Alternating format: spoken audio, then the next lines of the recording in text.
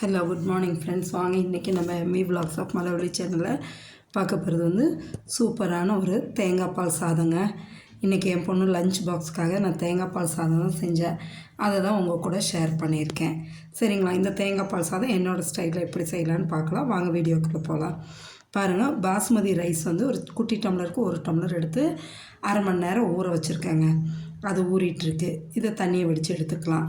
அடுத்து தாளிக்கிறதுக்கு பார்த்திங்கன்னா ஹோல் கரம் மசாலா, பிரிஞ்சி லீஃபு, ஸ்டார் அனாய்ஸு, மராட்டி மொக்கு, பட்டை, கிராம்பு, கொஞ்சோண்டு ஜீரகம், ஒரு பெரிய வெங்காயம் பொடியாக நறுக்கி வச்சுருக்கேன், 4 பச்சை மிளகா நறுக்கி வச்சுருக்கேன், ஒரு 10 பூண்டு பல் எடுத்து வச்சுருக்கேன், புதினா கொத்தமல்லி கழுவி வச்சுருக்கேன். இதுக்கு தாளிக்க நெய்யுங்க. குக்கரில் தான் இன்றைக்கி தாளிக்கிறேங்க. பாருங்கள், குக்கரில் ஒரு 2 ஸ்பூன் நெய் போட்டுக்கலாங்க.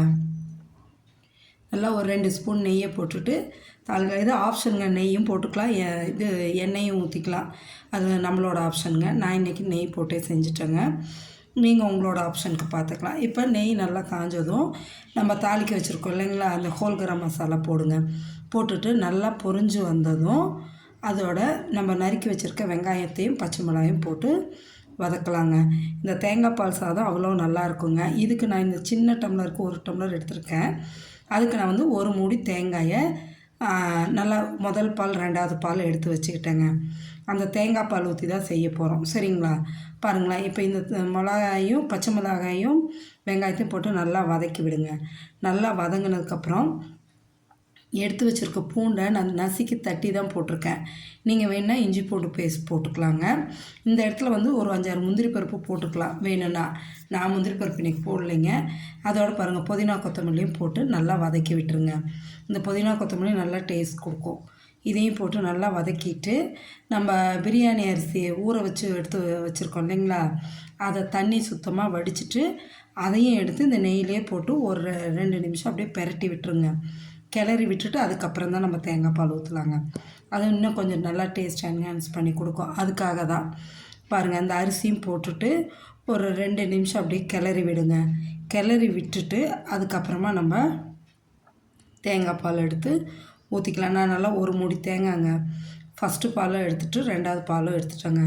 எடுத்து எந்த டம்ளரால் நீங்கள் அரிசி அளக்குறீங்களோ அதே டம்ளரால் 1.5 டம்ளருங்க.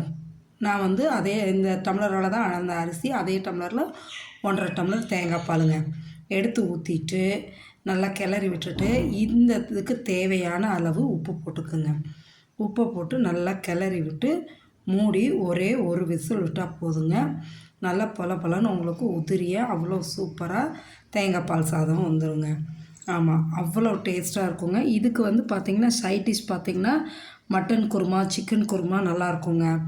சைவம் சாப்பிட்றவங்க பார்த்திங்கன்னா உருளைக்கிழங்கு குருமா, இந்த சோயா சங்க் குருமா இதை வச்சுக்கிட்டிங்கனாலும் டேஸ்ட்டாக இருக்கும். ஆனால் நான் இன்றைக்கி வந்து சைட் டிஷ்ஷாக என் பொண்ணுக்கு உருளைக்கிழங்கு பொடி மாஸ் தான் செஞ்சு கொடுத்துருக்கேங்க.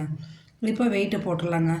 பாருங்களேன், ஒரே ஒரு விசில் வந்து ஸ்டீம் ரிலீஸ் ஆனதும் ஓப்பன் பண்ணி பார்த்தாச்சு. எவ்வளோ பலன்னு உங்களுக்கு தேங்காய் பால் சாதம் ரெடி ஆகிடுச்சு பாருங்கள். சூப்பரான தேங்காய் பால் சாதமும் உருளைக்கிழங்கு பொடி மாசும் ரெடி ஆகிடுச்சுங்க.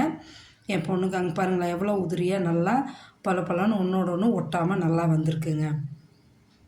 இதே மாதிரி தேங்காய் பால் சாதம் நீங்களும் செஞ்சு சாப்பிட்டு பார்த்துட்டு எப்படி இருக்குன்னு எனக்கு கமெண்ட் செக்ஷனில் சொல்லுங்கள். மறக்காமல் நம்ம சேனலை லைக் பண்ணுங்கள், ஷேர் பண்ணுங்கள், உங்கள் ஃப்ரெண்ட்ஸ் அண்ட் ரிலேட்டிவ்ஸ்க்கு ஷேர் பண்ணி விடுங்க, சப்ஸ்கிரைப் பண்ணி விடுங்க. சரிங்களா? Okay, thank you friends.